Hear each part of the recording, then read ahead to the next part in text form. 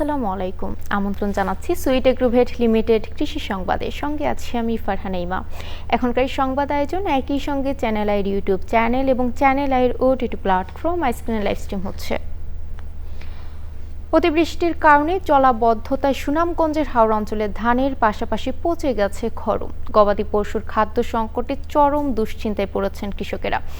পরিবারের সারা বছরের খাদ্য জোগানের চিন্তার পাশাপাশি গরুর খাবার নিয়েও উদ্বেগ বেড়েছে তাদের মধ্যে। সুনামগঞ্জ থেকে জাহাঙ্গীর আলমের তথ্য, ভিডিও চিত্রে আল মুকসিদের রিপোর্ট। অতিবৃষ্টি ও দীর্ঘস্থায়ী জলাবদ্ধতায় হাওরের ধান নষ্ট হওয়ার পাশাপাশি গবাদি পশুর প্রধান খাদ্য খড়ও পচে গেছে। এতে বিপাকে পড়েছে সুনামগঞ্জের হাওর অঞ্চলের কৃষকেরা।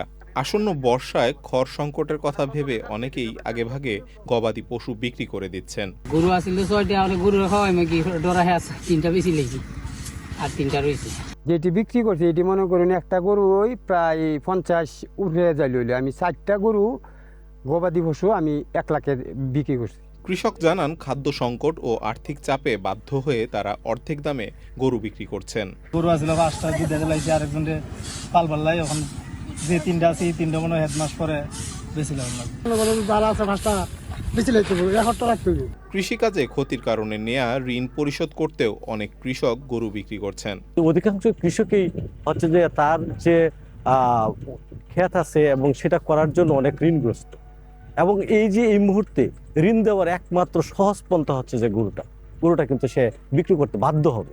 জেলা প্রাণী সম্পদ কর্মকর্তা জানান, ঈদ সামনে থাকায় এবং খড়ের আগাম সংকটের আশঙ্কায় কৃষক এখন থেকেই গরু বিক্রি করছেন। অতিবৃষ্টির কারণে কৃষক কিছু ধানের সাথে খড় শুকাইতে পারছে না।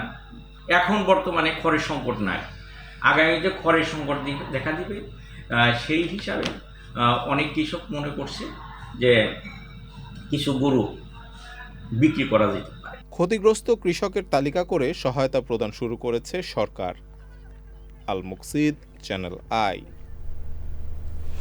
একই মাঠে 58 জাতের ধান, কোথাও লবণ সহিষ্ণু, কোথাও সুগন্ধি, আবার কোথাও পুষ্টি সমৃদ্ধ উচ্চ ফলনশীল ধানের জাত। কৃষকদের জন্য যা হয়ে উঠেছে বাস্তব ভিত্তিক এক রাইস মিউজিয়াম।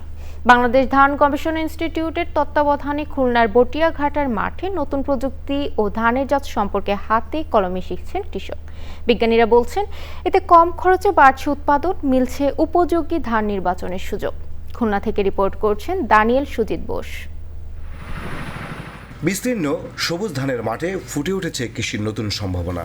একই জমিতে উৎপাদন হচ্ছে 58 জাতের ধান। খুলনার বটিয়াঘাটায় বাংলাদেশ ধান গবেষণা ইনস্টিটিউটের এলএসটিডি প্রকল্পের আওতায় গড়ে উঠেছে এই ব্যতিক্রমী রাইস মিউজিয়াম। এখানে কৃষকদের হাতে কলমে শেখানো হচ্ছে ধানের জাত ও আধুনিক প্রযুক্তি। এখন যে ধানটা আছে তাতে আমাদের ভালো হচ্ছে। পানি একটু লবণাক্ত হলো এটা টিকে থাকে, অন্য যে হাইব্রিড জাতগুলো কিন্তু এখানে টিকতেছে না। দেশে জাতীয় ধান লাগাতাম, যারা ট্যাপ আমরা লাগাতাম, তার তুলনায় এবার দেখতেছি এবার 108 খুব ভালো ফলন হয়েছে। মাঠভিত্তিক এই কার্যক্রমে ইতিমধ্যেই সুফল পাচ্ছেন এলাকার অন্তত 80 জন কৃষক। আমরা 15টি প্রযুক্তি গ্রাম স্থাপন করেছি ব্রি থেকে আধুনিক ধানের জাত, এবং প্রযুক্তিগুলো এই প্রযুক্তি গ্রামের সম্প্রসারণের মাধ্যমে একটি মডেল গ্রাম হিসাবে রূপান্তরের জন্য। তারই অংশ হিসাবে খুলনা জেলার বটিয়াঘাটি উপজেলার বয়ার ভাঙ্গা গ্রামকে প্রযুক্তি গ্রাম হিসাবে ঘোষণা করা হয়েছে। জাত এবং কৃষি মেশিনারির প্রায়োগিক পরীক্ষণ এবং বিভিন্ন গবেষণা কার্যক্রম চলমান রয়েছে। তন্মধ্যে আমাদের এই পাশে একটি রাইস মিউজিয়াম স্থাপন করা হয়েছে, যেখানে বুড়ো মৌসুমের 58টি জাত নিয়ে একটা মিউজিয়াম করা হয়েছে। এ ধরনের প্রযুক্তি প্রদর্শন কৃষকদের সিদ্ধান্ত গ্রহণ প্রক্রিয়াকে আরো সহজ ও কার্যকর করে তুলেছে। We aim to investigate in collaborations with Bangladesh Rice Research Institute and International Rice Research Institute here in Khulna region to investigate what are the problems, gaps and challenges for rice production in salinity regions. ধানের নতুন জাত আর আধুনিক প্রযুক্তির সমন্বিত এই উদ্যোগটি বদলে দিতে পারে দক্ষিণ অঞ্চলের লবণাক্ত কৃষির ভবিষ্যৎ। Daniel Sujit Bose, channel I, Khulna. কিশোরগঞ্জে আকিজ এগ্রো অ্যান্ড লাইভস্টক এবং চীনের আনহুই নিউ রেডি কোম্পানি লিমিটেডের যৌথ উদ্যোগে শুরু হয়েছে আধুনিক মৎস্য প্রকল্প। উদ্বোধন করেন আকিজ গ্রুপের প্রতিষ্ঠাতা মরহুম শেখ আকিজ উদ্দিনের সহধর্মিণী উম্মি মনোয়ারা বেগম, আকিজ ভেঞ্চারের চেয়ারম্যান শেখ শামীম উদ্দিন ও তার পরিবারের সদস্যরা। অনুষ্ঠানে ডিরেক্টর বাউ হাইসিন সহ ঊর্ধ্বতন কর্মকর্তারা উপস্থিত ছিলেন। সংশ্লিষ্টরা বলছেন, এই উদ্যোগ দেশের মৎস্য খাতে নতুন সম্ভাবনা তৈরি করবে।